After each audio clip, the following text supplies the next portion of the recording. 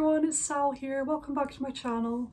So today I'm going to be sharing with you the blind buy fails which I purchased over the course of 2020. Today I do just want to say a huge thank you to all of my subscribers, whether you have been with me sort of since the very beginning or maybe you are a newer subscriber of mine. Either way, I just want to say a huge thank you. I really do appreciate every single one of you. I've been completely overwhelmed with the kindness of you guys, of how supportive you guys are. Just know that I'm really appreciative of all of you.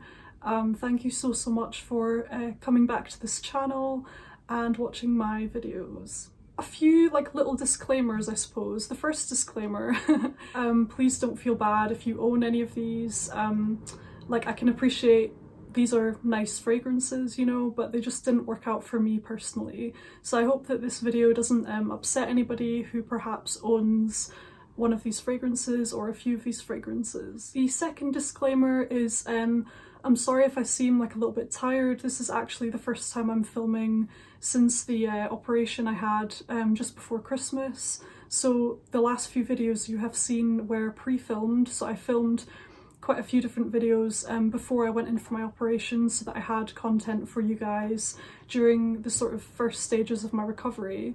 It's now been, I can't remember when I last filmed, maybe over a week or a couple of weeks. But I had my operation just before Christmas. It went very well.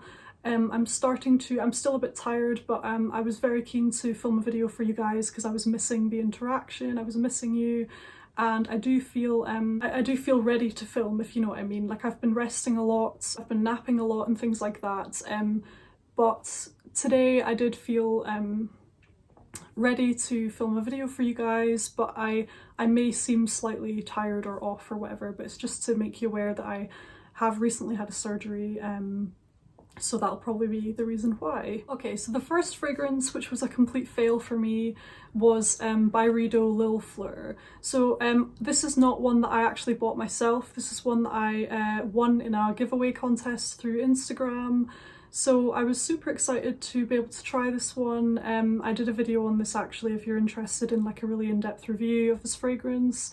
It's a very interesting fragrance. However, it's just not very likeable in my opinion. It's really not the kind of fragrance that I would enjoy to wear. When you smell it out the bottle, it actually smells quite nice. So it's basically a slightly spicy, leathery rose fragrance, and the rose is quite prominent when you just smell it like this. However, once it's been on your skin for a while and it kind of dries down, it becomes very musty and fusty smelling, like old leather, almost like an Armstrong's vintage shop. Old dusty leather jackets. Something slightly sour about this. There's something a bit tangy. So it's overall, to me, not a very pleasant fragrance. It is very interesting. So, I mean, if you saw my video on this fragrance, I described it in a lot of detail, and it's a very interesting fragrance. I think the smell of it is almost more reminiscent to me of an artwork rather than a fragrance that I would wear to enjoy, if that makes any sense. But this one, the fragrance itself, it's interesting. It's a projection beast, so it's very long lasting. It's very strong, it projects and all of that, but the fragrance itself is really not my cup of tea.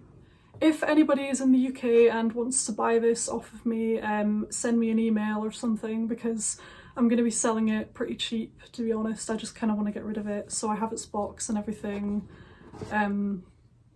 It's virtually brand new. I've only sprayed it a few times to try it, but it's otherwise in brand new condition, and it has lots of the fragrance actually in it. So I mean, if anyone's interested in buying this, then send me an email. And if you're in the UK, because the postage for fragrance is UK only. The next blind buy fail was this Angel Eau Croisiere 2020. Now, it's a shame because I adore the bottle and I am really loving Mugler as a fragrance house at the moment. I'm absolutely fascinated by all of their fragrances. And this one, I don't think it's for me. It's extremely sweet in a very nectar, headache inducing, tooth aching kind of way, if you know what I mean. It's very sweet, There's like nothing really to offset that sweetness.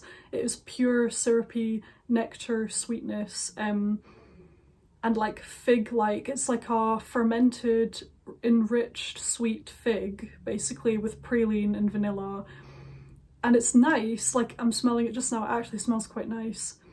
But what I found basically is that when I was wearing it, I kind of needed something to offset that sweetness. Like it was kind of projecting and lasting a very long time and stuff, and I was really waiting for it to develop in some way, to change on my skin, or for like a different note to kind of become prominent, which would sort of balance it out a little bit more. And that doesn't really happen that much. Like this doesn't really smell that balanced to me.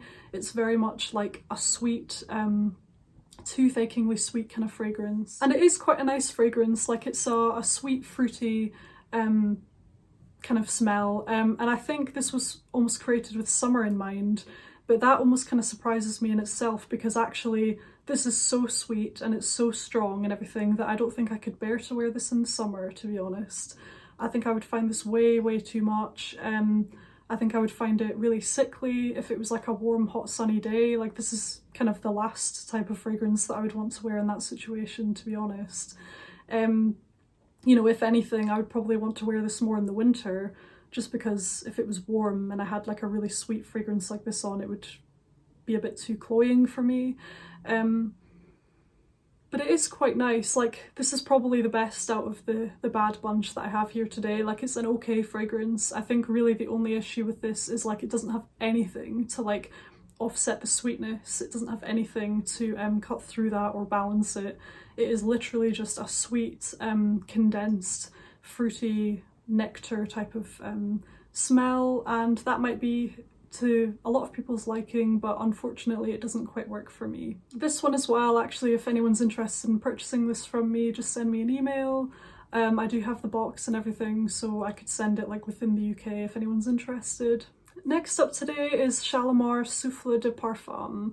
Now this in itself is not a bad fragrance. This is actually quite a good fragrance. I've reviewed it in videos before. I mentioned it in my Enchanted Forest themed video because it reminds me of like the morning dew, like the fresh morning dew on the grass, that type of thing, or like a misty kind of forest, which it does kind of remind me of. Like this actually smells very, very nice. The issue with this one for me is partly because it has a lot of lemon in here and I'm not a big fan of lemon, and also the fact that this one is quite cloying and like it doesn't really develop that much on the skin, so it's very much like, basically what it is me smelling it for a second out the bottle is a very pleasant experience, but me wearing this on myself when it's very, very strong and projecting like crazy for a whole day is too much, basically. So it's just not for me.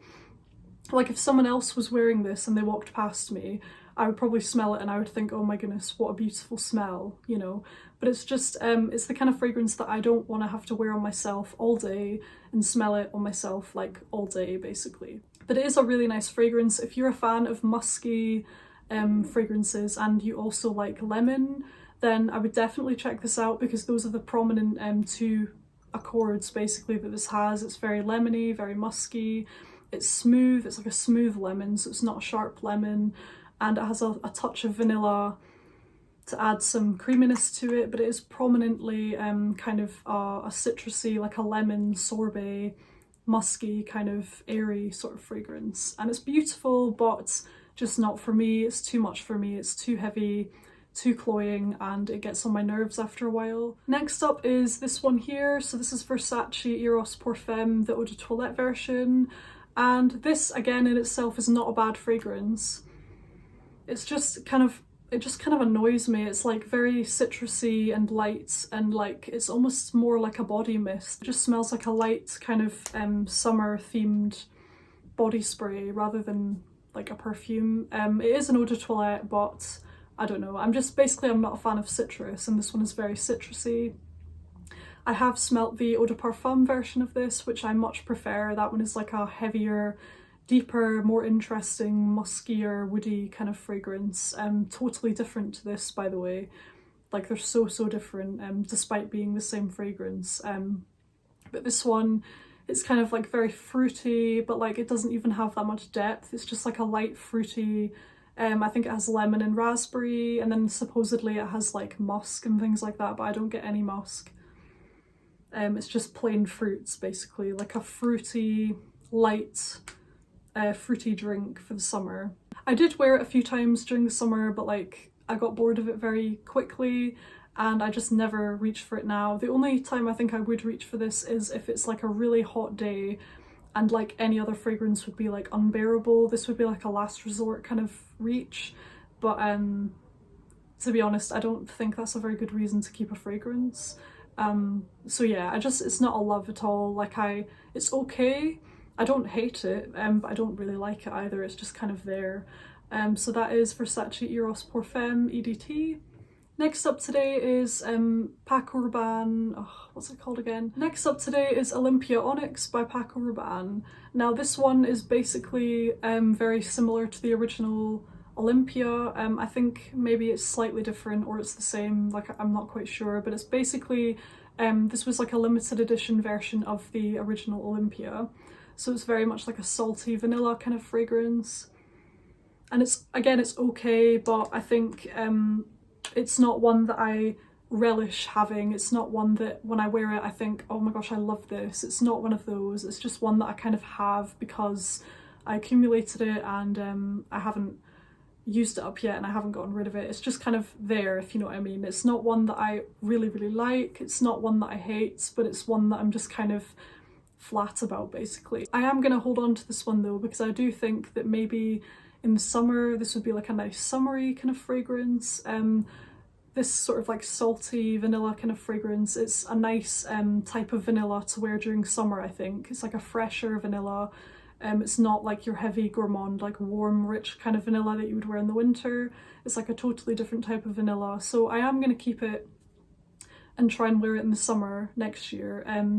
But yeah, it's not a love. And if I knew, basically, if I knew how I would feel about it, then I just wouldn't have bothered buying it in the first place, if you know what I mean. And last up in my blind buy fails list is Lovestruck by Vera Wang. So this one is a very light tropical fruity fragrance. Again, almost similar to the Versace one, but this is not, it's not citrusy, it's very tropical, but it's the same kind of vibe. Like it's a light, almost like a body mist kind of fragrance. I might keep this just to use as like a room spray or something like that, because it is actually, it's quite a pleasant smell, like in general.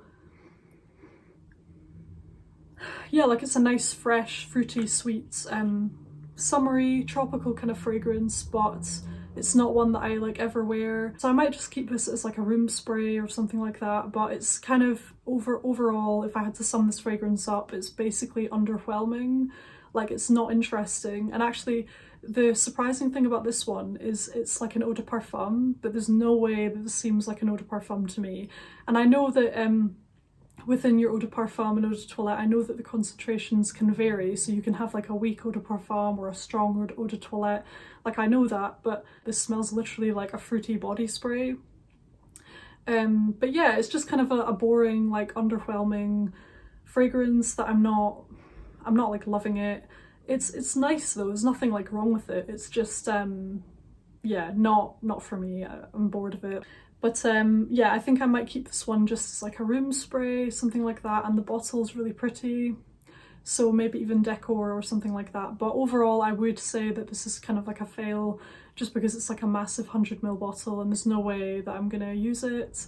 And it's not my kind of fragrance, like it's too light and fruity for me, basically. So that's Vera Wang Lovestruck. So there we have it, you guys, my 2020 blind buy fails. Let me know in the comments what your fails have been. I think like over the last year I've become more tuned into what I most likely will and won't like, so I've become better at blind buying things. Like I think I know more or less to avoid things with prominent lemon notes or like citruses, that kind of thing. I know that I never really love them, so I know to avoid fragrances like that. But on the whole, like I would say I'm pretty good at blind buying. Like the majority of fragrances that I purchase, without ever having tried them. The majority of them I do really like, so that's quite good. But yeah, these were certainly kind of fails in my opinion. But yeah, thank you so much for watching. Take care guys, and I'll see you on the next one. Bye!